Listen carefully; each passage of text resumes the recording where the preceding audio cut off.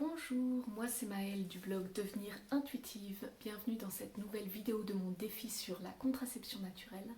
Aujourd'hui j'aborde avec vous un sujet qui est, je trouve, fort stimulant. C'est la question de savoir est-ce qu'on peut pratiquer la contraception naturelle sans avoir besoin de prendre sa température. Eh bien sachez que oui, c'est possible. Mais on va dire oui, c'est possible quand on a déjà un petit peu d'expérience. Pourquoi? Parce qu'en fait, la question qui se pose surtout, c'est d'arriver à bien déterminer quand est-ce qu'on entre dans la phase fertile.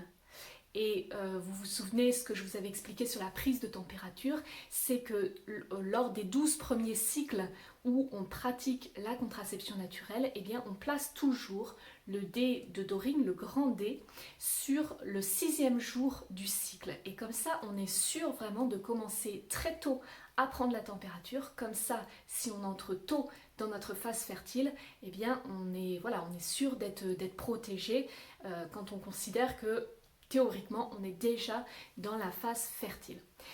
Quand on commence à pratiquer la contraception naturelle sans faire de prise de température, eh bien on se base seulement sur les observations des signaux corporels, donc sur notamment l'observation de la glaire cervicale.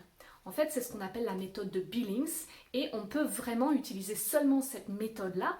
Simplement, il faut pour ça être très en contact avec ses propres sensations corporelles pour vraiment arriver à déterminer, pas seulement voir les observations externes de la glaire cervicale, mais vraiment être déjà très connecté à soi pour avoir le ressenti précis des ressentis internes.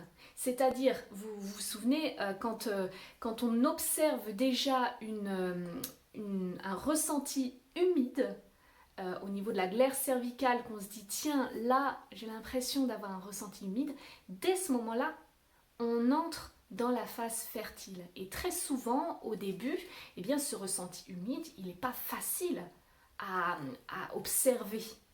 Parce qu'il suffit qu'on soit un petit peu occupé, qu'on soit préoccupé ces jours-là par le boulot, par la famille ou autre chose, et on ne pense simplement pas. C'est juste un petit ressenti qui change, et pourtant c'est ce petit ressenti qui fait la différence parce qu'il nous fait déjà entrer dans la phase fertile.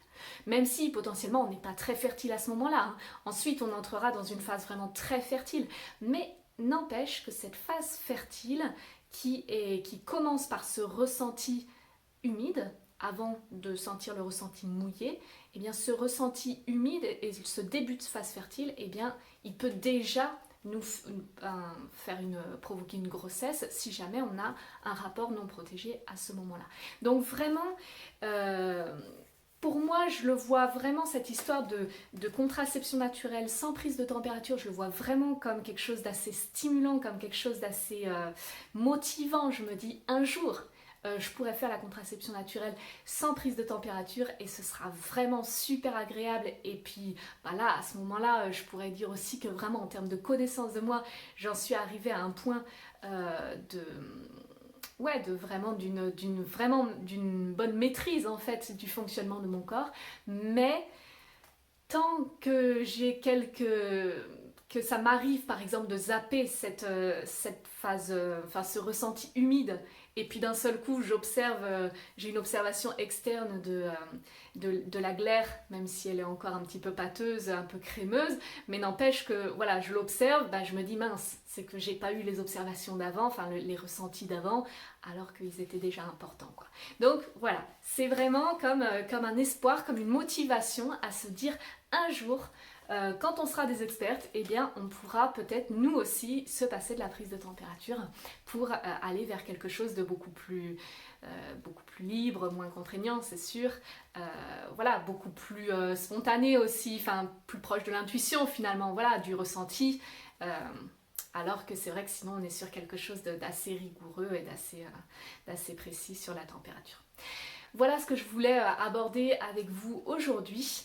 Et demain, on va parler ensemble de l'autopalpation du col de l'utérus. Ça, c'est vraiment une méthode intéressante, un aspect intéressant de la symptothermie qui peut vraiment être complémentaire avec les observations qu'on a déjà vues ensemble.